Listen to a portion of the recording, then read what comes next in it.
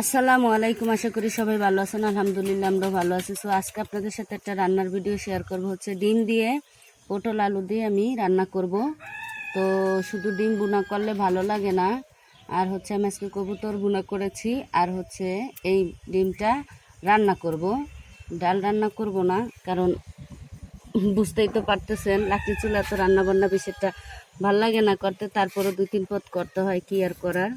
তো এই তো কবুতর ভুনা করে নামিয়ে রেখেছি, এটা আলাদা ভিডিওতে দিব। ভিডিও বড় হয়ে যায় বিদে একটা ভিডিও করছি। এটা আমি লাকড়ির চুলায় রান্না করি যেহেতু টেম্পোরারি। তো এখন আমি দিয়ে দিব পেঁয়াজ কুচি, আর হ্যাঁ, কাঁচা মরিচ পেকে গেছে দিয়ে দিচ্ছি,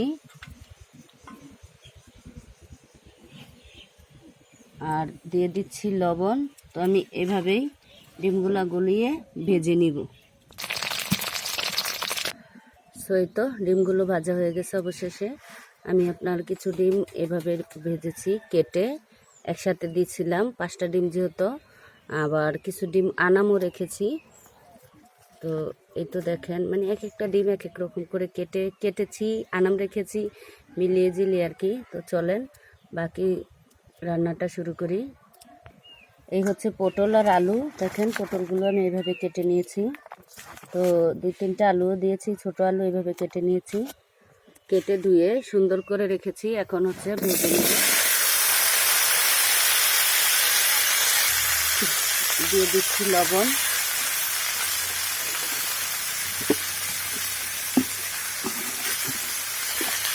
আর একটু হলুদ দিয়ে এভাবে নেড়ে ছেড়ে কিছুক্ষণ ভেজে নেব। এই তো আমার ভাজাটা হয়ে গেছে, এখন আমি নামিয়ে নিব। তো এই তো নামিয়ে নিয়েছি। এখন কড়াইতে তেল দিয়ে দিচ্ছি।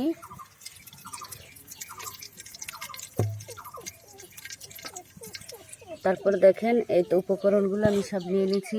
এখানে জিরার ধনিয়ার গুঁড়ো একসাথে, লবণ, মরিচ, হলুদ, আদা রসুন বাটাটাও একসাথে, আর হচ্ছে পেঁয়াজ। তো চলেন দিয়ে দিব পেঁয়াজ কুচিগুলো। কড়াইটা দেখেন সাইডে যে পুরো গেছে, কারণ হচ্ছে লাকড়ি চুলার জাল তো, তেল গরম করার সময় বেশি গরম হয়ে গেছে রেডি করতে করতে, ওই জন্য। তো পেঁয়াজগুলো ভেজে নিচ্ছি।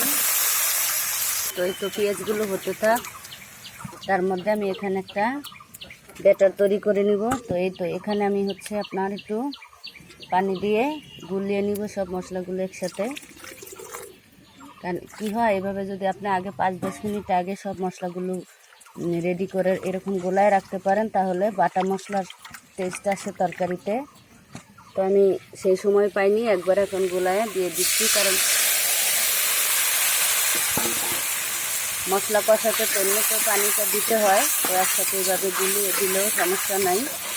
উপকরণগুলো তো আপনাদেরকে দেখিয়ে দিলাম। এই এখন কষানোটা হতে থাক। সেই তো মশলাটা সুন্দরভাবে কষানো হয়ে গেছে, যেহেতু আমি তেলটা বেশি দিয়েছি যার জন্য পোড়া পোড়া হচ্ছে না। তো আমি এখন দিয়ে দিব ভিজে রাখা আলু পটল, দিয়ে সুন্দরভাবে 10-15 মিনিট নেড়ে চেড়ে নিব। সরি, 10-15 মিনিট নাড়তে হয় না, ওই তো 2-4-5 মিনিট নাড়লেই হয়ে যায়। এরকম 2-4-5 মিনিট নেড়ে চেড়ে নিয়েছি, কারণ 10-15 মিনিট নাড়তে গেলে পুড়ে যাবে একেবারেই, এটা তখন ভুল বলছিলাম। এই তো এখন আমি ঝোল দিয়ে দিব। সুন্দরভাবে কষানোটা হয়ে গেছে।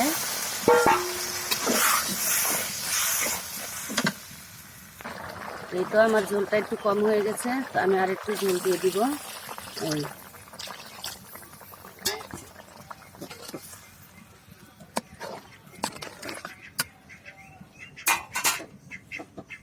এবার হতে থাক। তো এই তো এই পর্যায়ে আমি ডিমগুলো সব দিয়ে নিব এক এক করে।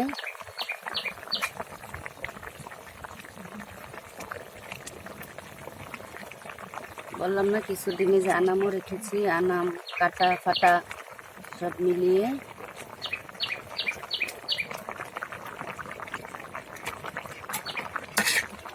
কারণ ডিমটা একটু আগে দিলাম, কারণ আগে দিলে ডিমটা মিশে ঘ্রাণটা খুব সুন্দর হবে, তরকারির টেস্টটা বাড়বে, তো যার জন্য দিয়ে নিলাম।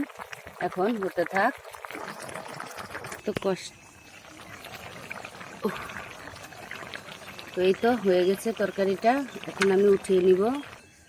তো এই তো তরকারিটা উঠিয়ে নিলাম। সবাই ভালো থাকবেন, সুস্থ থাকবেন। আল্লাহ হাফেজ।